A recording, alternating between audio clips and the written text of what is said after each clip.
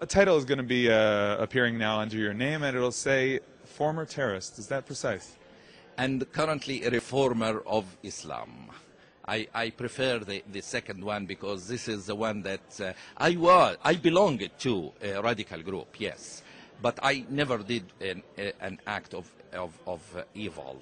I stopped before doing it, so I was theoretically brainwashed, but I refused to continue the process to take it to the level of violence. So tell us about that, about your past in the terrorist event. I was a simple child, was born in Cairo, Egypt, 1961, for a very secular family.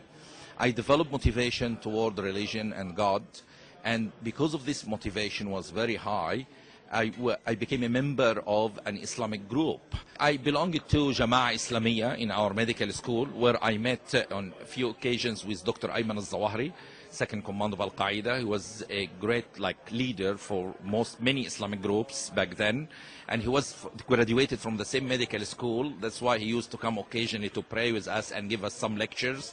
So I was mentored by him, the second command of Al-Qaeda, personally. My dream was just to serve God, nothing more than this. And this dream and this passion has been used in certain way to create a jihadist mind or a violent mind that accepts sort of violence. I wanted to go to Afghanistan to share there. I thought about doing crimes in the name of God. And thank God, in the critical moments, my conscience wake up and I refuse to continue. What stood behind that, the will to do these crimes, to attack? It was basically this form of religious teaching that made the change in my mind. It was not poverty. I was from a wealthy family. It was not lack of education. I was in the medical school. My father was an orthopedic surgeon. My mother was a French teacher. So it was not lack of education or any of this stuff. It was basically religious forms of teaching that instructs us to use violence with non-Muslims or with Muslims who do not conform to our value system. Regarding the enemy, who was it? Was it the West, any non-Muslim, the Jews? West, but particularly the human rights values and women rights were the first enemy for us. Strange, but this was the first enemy, truly. Women rights. That's why when you see radical groups controlling any place, the first thing they do is they suppress women. First thing, before anything else, they tell women not to go out, to wear the hijab. They suppress women. So the first enemy was not a political enemy, it was women's rights. And this is what we typically hated, and the West represents for us the guardian of women's rights, and that's why we hated it. So tell us about the event or the events that caused you to say, this is not where I should be. Actually, I was invited, after I became radicalized to a certain level, I was invited to contribute to some crime of kidnapping a police officer, killing him by burying him alive in a grave. So the whole concept of digging a grave for a human being who's alive beside the mosque and burying a man alive there was for me just beyond my ability to comprehend. And it was too much for my human conscience to accept something like that. So I felt there is something wrong here.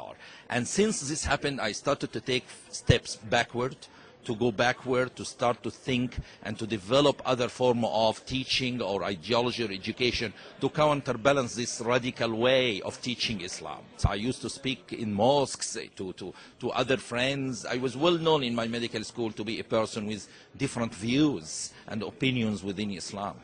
How did they react? The Jama'ah Islamiyya initially started to discuss the issue, my views, aiming at attracting me again to them, okay, bringing me back. But I refused, and my logic and analysis within the religion was relatively more powerful than their logic or analysis in my interpretations were relatively more logical. So they couldn't win me at the ideological level here. So they started to threaten my life, and they were threatened many times, but I lived with it. So it was for me part of my life, and I'm still alive here. Now you're here visiting Israel, a country dealing with terrorism for centuries already, basically. What is your message to the Israeli people, to the Jewish people? My message to them is, you are a great nation, and in the most difficult times in history, when the Nazi was putting the Jews in the ovens. You managed to get out of it. You managed to build a great country that respects human rights, and don't let your country surrender to barbarism. Fight for it.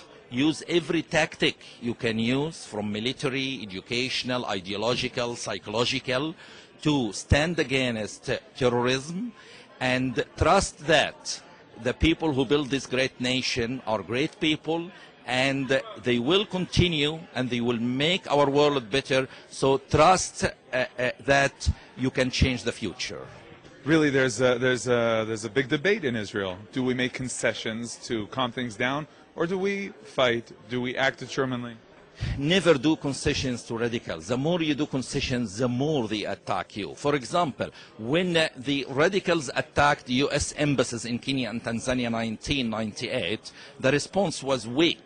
This was seen as concession or weakness, and this encouraged the radicals of Al-Qaeda to attack U.S. again on September the 11th, within 3 years. So you see the cartoon issue of Prophet Muhammad.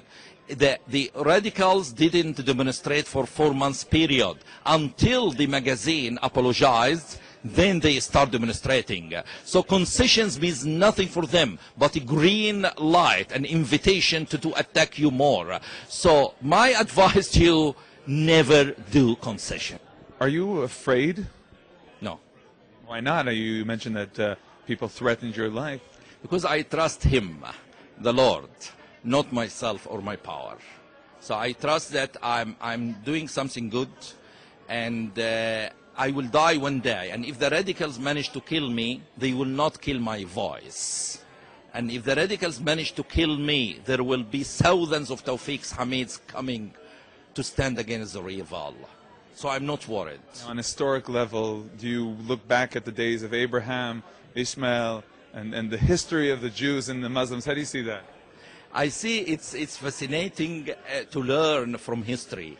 And I see the Muslim-Jewish relations can change dramatically if Islamic scholars start to adopt different ways in teaching within Islam. So I think the responsibility is now on us, the Muslim world, to change, not on you. I believe you did your best, and it's our turn to do something.